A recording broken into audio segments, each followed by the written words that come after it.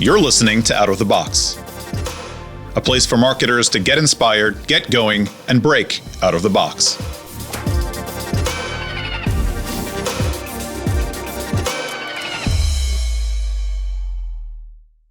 Welcome back, everyone. I'm Jess Overton. Today, I'm joined by Sarah Chafer, VP of U.S. Ad Sales at ironSource, and Adrienne Rice, Director of Media Investment at M&C Saatchi Performance. Adrienne, Sarah, thank you very much for joining me. Today, we're going to be talking about the consumer insights, trends, performance marketing leading into Q4 of what is a pretty challenging year. Before we really get into what we're talking about, which is the holiday marketing playbook, I want to hear a little bit about you guys. So, Sarah, why don't we start with your history? How'd you get into the industry? What do you do? Tell us all about yourself. Great. Great to be here. Thanks for having me.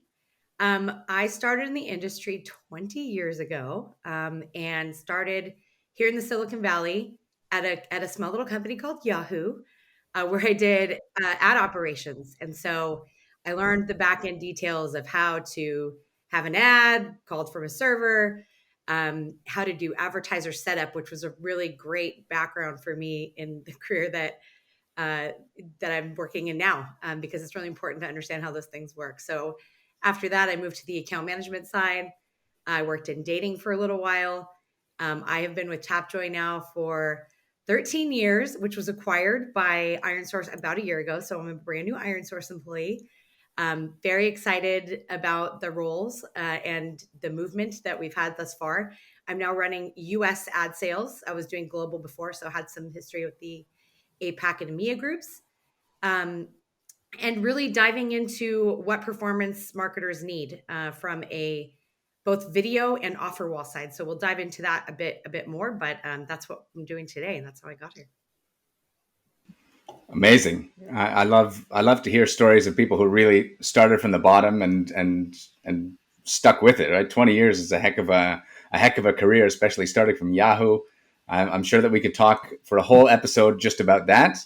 But it's not just you and me. Today, Adrienne has joined us. Adrienne, where did you start your journey and what do you do today? Hello. So I've been in media for over 8 years, not quite the 20 that Sarah has, but I started in San Francisco right out of college as a media planner, working in the agency space. Worked there for a few years. Then I moved to Sydney, Australia, and worked in media for a few years there. Then I wanted to get a bit closer to home and moved to Los Angeles, which is where I'm from, and started working at M&C Saatchi Performance about 4 years ago. So that's really where I kind of started in mobile specifically. It was a whole new industry to learn, which was really exciting and fun. And yeah, it's been a great ride at M&C Saatchi Performance. Currently, I'm the director of media investment, so I lead up the U.S. buying team, working with partners like ironSource to execute really effective media buys for our clients. Cool. So I think we've got enough experience between the three of us that we should be able to talk intelligently about what's coming for this quarter for marketers. It's been a rocky couple of years, and this year especially. I don't think we're going to go too far into the macroeconomic factors that are really impacting marketing spend these days, as well as consumer behavior and consumer attitude towards what's happening. But that's definitely something that we're going to touch on. Our main topic of conversation today is a marketer's playbook for this holiday season. Right, so ironSource and M&C Saatchi have partnered up to provide marketers really a roadmap on how to navigate the next couple of months, what we should be doing, what we should be thinking about. We used our mobile voice market research solution to dive into consumer insights around shopping, gifting, mobile advertising, shopping days, and gaming during the holidays. I can tell you, for those of you listening who haven't yet read this report, I'd say it's a must read, though I'm slightly biased. There is a huge amount of really actionable and interesting information that I must say I was surprised by quite a bit of it. Given, as I say, today's sort of macroeconomic environment, I was really surprised to hear some of the insights. Adrienne, I'd like to hear from you first what you thought was the most interesting data point in the report and why. Sure. So one that I thought was very interesting was that 64% of consumers say that they enjoy the gift giving aspect of the holidays. And this beats out receiving gifts, which came in at just 48%. And then spending time with friends and family was the top choice. So that was number one for everyone. And I just thought that that was really sweet. And it just shows people are very generous. You know, they're thinking about their friends and family. They love like that warm and fuzzy feeling of the holidays. So how this can apply to advertisers is really in your like creative messaging. Like it's not only about the individual and what they want, it's about getting gifts for everyone on their list, you know, thinking about those family moments and kind of how can we help people get the best gifts, you know, for their friends and family. Absolutely. That's definitely an interesting take on how to tailor your creative, because you've really got to know not only who you're targeting, but who your target is targeting in their gift giving. And it's an interesting nuance. Sarah, well, I guess I'd throw the same question over to you to open things up. What did you think was most interesting? I had the same reaction to that number of people intending to buy gifts on their devices. You know, I think everybody got to that point at some point in their mobile device use. When do I feel comfortable buying something and having it shipped to my home? And you know, I think we've reached that tipping point now where the majority of consumers know they need to be on their device and have access. And you've got easy checkout methods like PayPal or Amazon checkout. These ways that a lot of the brands have made it very easy to purchase, and now the intention is behind it as well. So that was one key takeaway for me. I think another one was hearing about the number of users who were really tempted by a promotion and were more likely to buy something if a promotion was attached. I think sometimes when holiday buying is going on, that's something that's front of mind for shoppers, particularly around the holiday season. You know, everybody's got some sort of promotion to offer, but hearing users kind of opt into that and say, yeah, that's what I typically lean towards, really gives advertisers a great direction on how to formulate their strategy. So let's talk about that a little bit more and dive into how they formulate their strategy. How would you take that insight and turn it into something that really can be actioned? I think it's really smart to think about unique sort of creative opportunities. One of the things, kind of going back on what Adrienne said, is gift giving is an interesting process, right? You can kind of know what someone wants and you can just go out and buy it. But it is really cool to think about discovering something that you think someone will want. And part of that is a challenge for advertisers. How can you become sort of like someone who allows for gift discovery? And that to me really aligns with creating something unique, exclusive, a limited time only strategy, something that will make the shopper really feel like they found something. And that goes in line with really that giving mentality. Interesting. Adrienne, what do you think? Yeah, I think that it makes sense that people are looking for deals right now, given like everything going on in the economy. So that is going to be a really strong driver of why are they pushing this and not something else. So just emphasizing like your great deals, your low prices, and then also really heavying up your media spend at those key like sale times like Black Friday, Cyber Monday is going to have a big impact. Interesting. Yeah, and I think that, oh, I'm sorry. I'll just no. add to quickly that I think that the Black Friday and Cyber Monday are great guide points for offering special promotions or sort of being that sort of top of mind advertiser, but also to know that holiday shopping has already begun. And this is another insight we pulled out of the report, is that people start shopping in the early to late fall, which I think was another great thing to take out of that report. For sure. Some people start shopping in the summer. I don't know who they are, but they're a very small percentage of people, but they are very organized, or I guess they're crazy, but it's one of the two, but maybe they're just shoppers. I certainly always get started earlier. That's for sure. Although I always felt that was the case when I was doing brick and mortar shopping, I guess, because then you have to deal with the lines, and maybe that's changing nowadays. Maybe it's a little bit different. Easier online on the phone. Exactly. I was particularly interested in one of the stats that said that most people weren't, or a good percentage of people weren't planning on reducing their holiday spend, which I was interested to hear a little bit from your perspectives, because from what I'm seeing and hearing in the industry, when I'm talking to people, they're not necessarily seeing purchase rates or yeah, I guess purchase rates go down, but they are seeing average order values go down, and that doesn't seem to jive with what consumers are saying in this particular survey. What's your take on that, Sarah? Yeah, it's an interesting thought. One of the insights that came out of the report is the intention of how much you plan to spend online, and it did say really what one of when you look at it by genre or even by demographic, it does look like not only that are people continuing to spend what they spent last year, but they're even intending on spending more. And I think that does have to do a lot with people really thinking about, hey, it's Q4, I've got a lot of people to buy for, and doing that planning. So I think a lot of it is about kind of knowing that when you have the holidays coming up, you're typically knowing that this is an expense that you're planning for way ahead of time.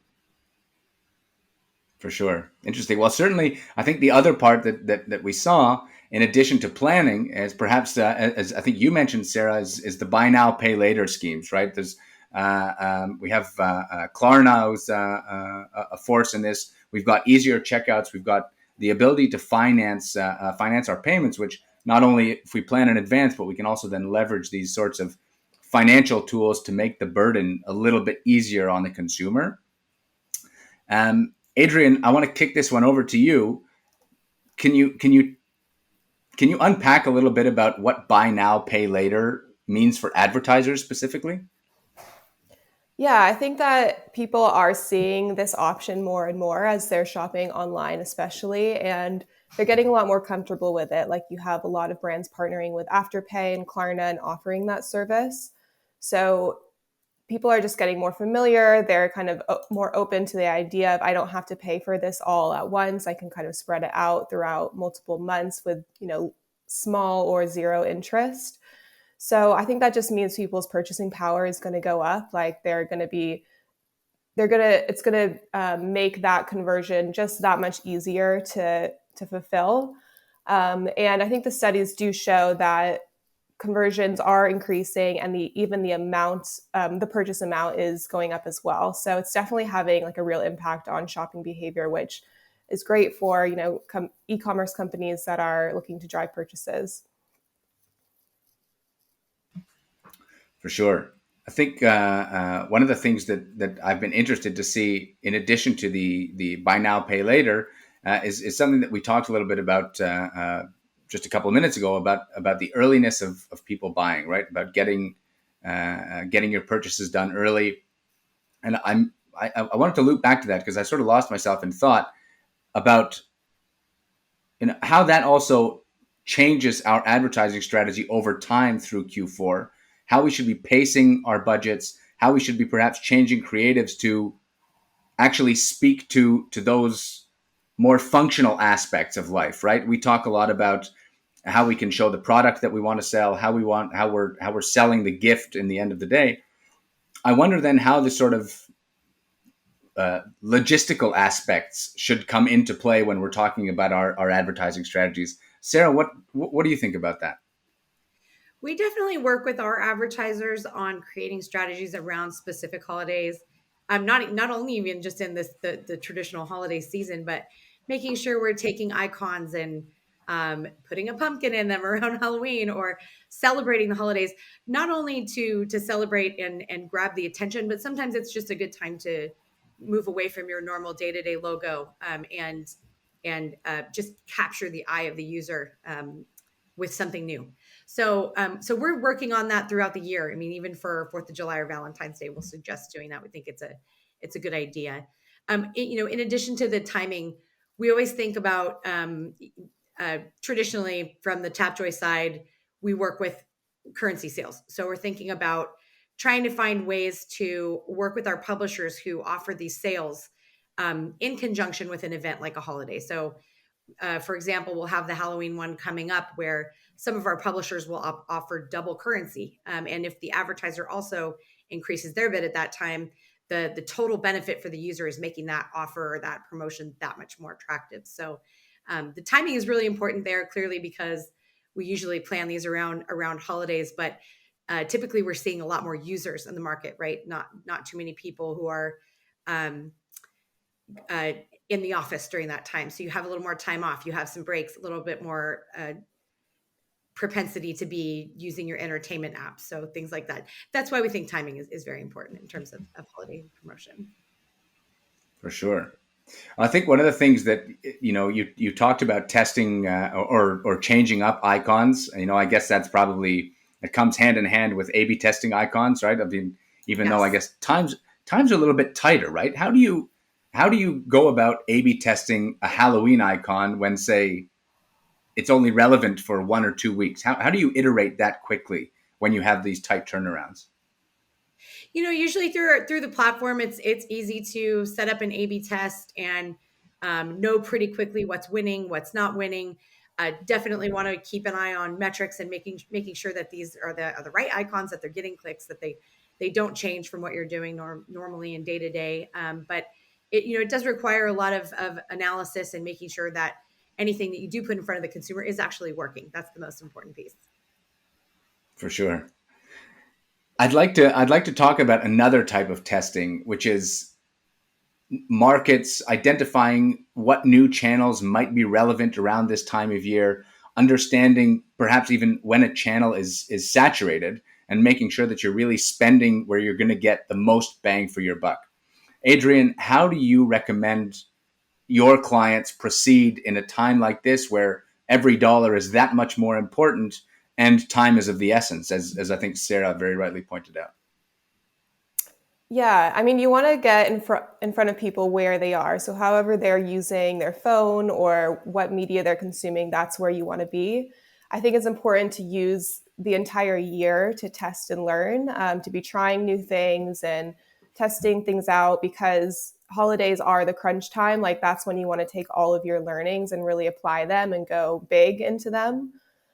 So really take, all the things that you've done throughout the year and apply it now. And then you want to maximize those channels that are working really well. And around this time, there's so many advertisers trying to reach customers that the rates and the CPMs are going to be higher. That's just how it goes right now. So expect that, and really look at things like engagement rate and conversion rate to really see kind of when are you maxing out that channel. When do you kind of want to start pulling back or leveling off the spend, because you are going to hit a point of diminishing returns at some point.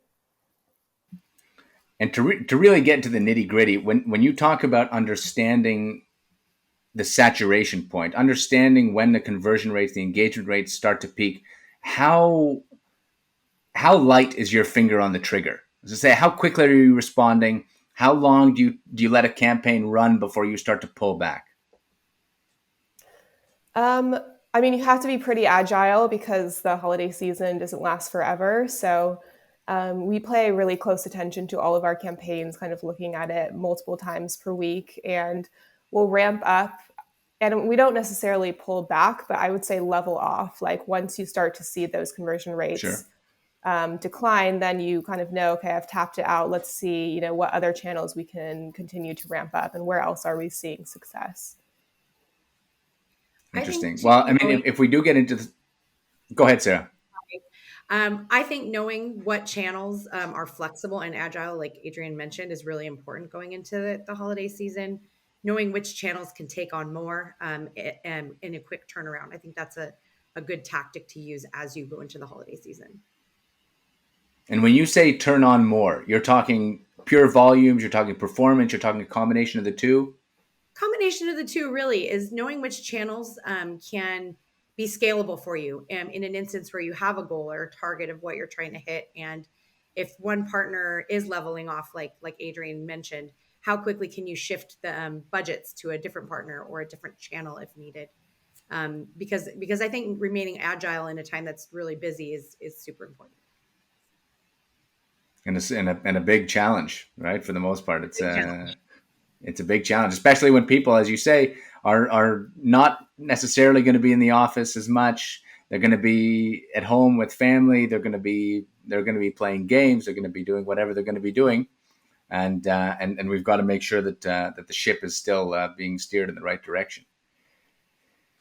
I want to actually talk about one of the ad formats, because Sarah, you caught my attention with something that you said, is that people are going to be gaming a little bit more, right? And I talked about that just now. I know certainly that in my family that seems to be the case. Whether it's that they just don't want to talk to me, or whether it's something else, that's another story altogether. But maybe one for family therapy.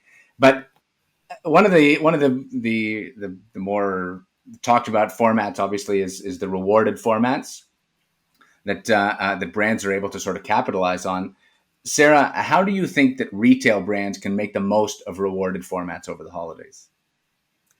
Yeah, it's a good strategy to think about when it comes to this notion of promotion. If we know that users, as a result of the study, really do like to capture onto something that's a promotion, if you combine that with a reward, it's sort of double dipping for the user at the end of the day. They're not only getting rewards within the games that they're playing, but they're also receiving maybe a potential discount from the advertiser. So we work with a lot of our advertisers to make sure that that's front and center when they call out what they're promoting for the holidays, and in conjunction with some of the currency sales, like I talked about earlier, making sure that the user is getting the most out of the transaction. So reward for the user, special promotion from the brand, maybe even suggesting that the brand switches up their special promotion week by week. One week it could be 40% off. The next week it could be a special package.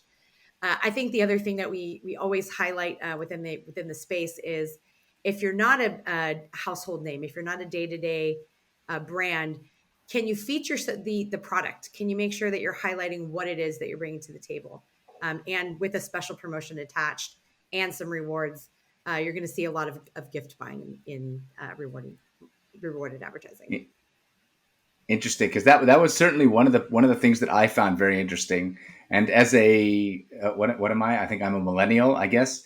I have the propensity to buy at local businesses, and I think that millennials were the leading local business buyers. So I'm always astounded at how much I guess reverts to the mean. But there I am. I'm a horribly predictable millennial.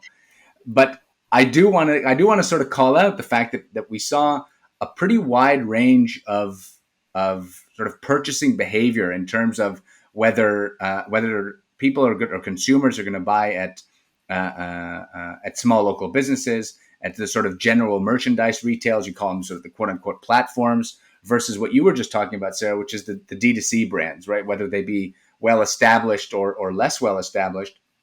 And I assume if we focus specifically on D2C and the general merchandise retailers, that really there should be a pretty significant difference in their digital advertising strategies.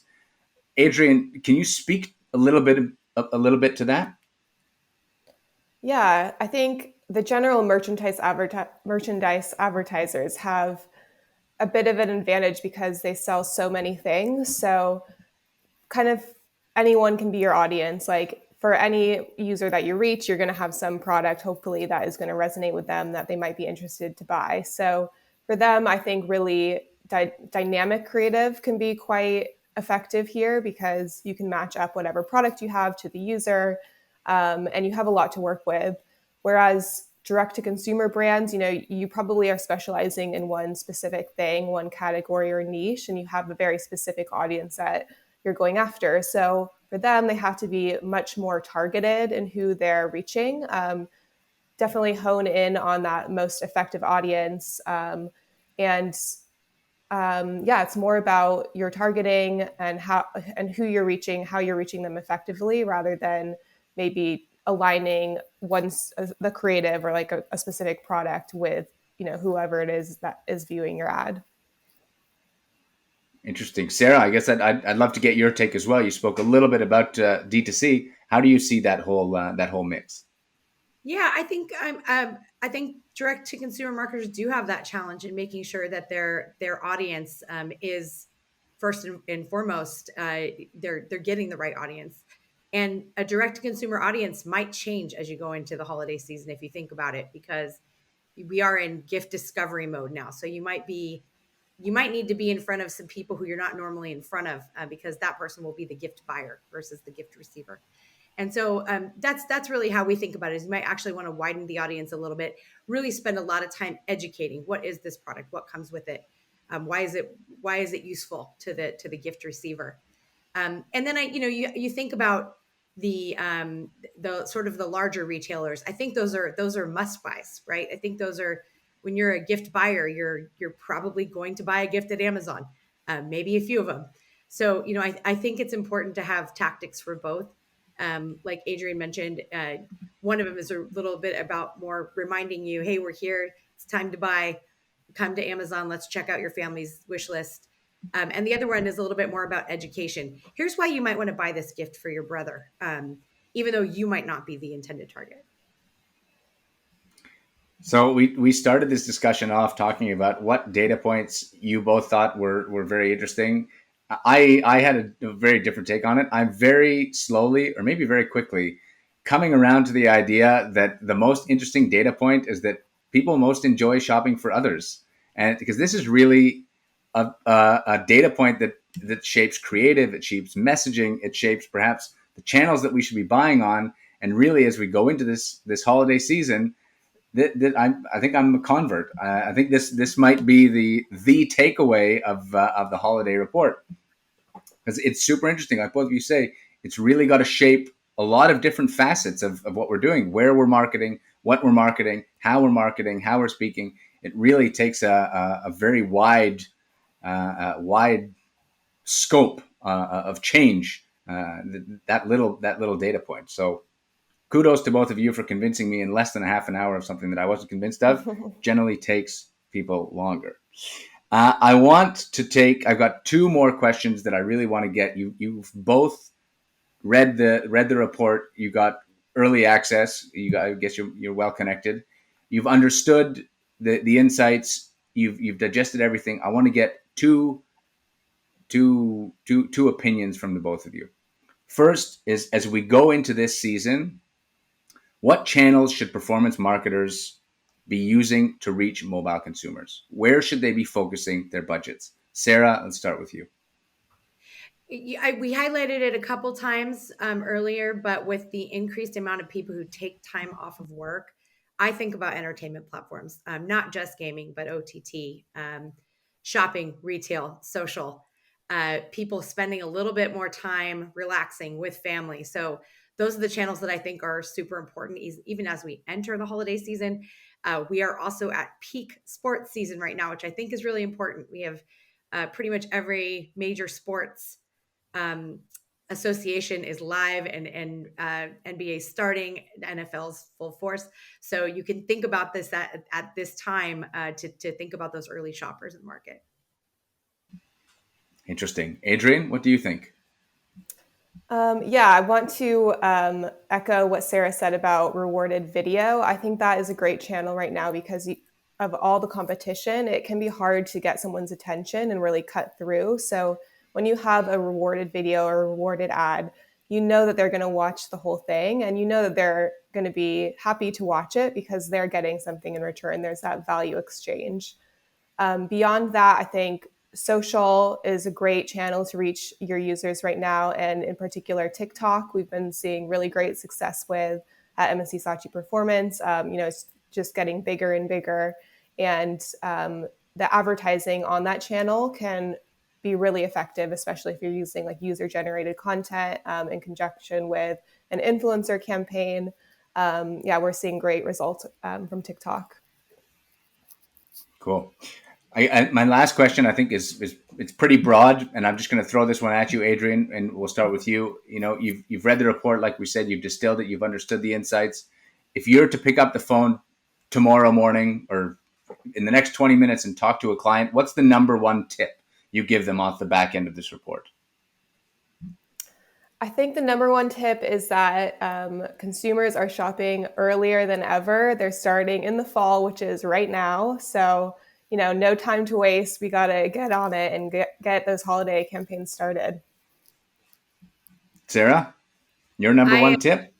I lean towards agreement with Adrienne. Starting early is important. And I'll add that I also think special promotion is going to grab the user's attention. Is having that competitive hot sort of offer in market is really, really what we would push our advertisers to push for this holiday season. Amazing. Well, Adrienne, Sarah, thank you very much for joining us. I think there's been a lot of insight packed into this half-hour conversation. I think marketers in general, certainly all of our partners, anybody that I've talked to is doing a lot of work right now to gear up. I think that this report is going to be a key piece of building this year's Q4 holiday advertising strategy. I recommend to all of our listeners, go read, execute, build, strategize, go forth and conquer. It's going to be a difficult Q4 to get consumers bought in, but with these insights, I think it's going to be just a little bit easier. Thank you very much for joining us.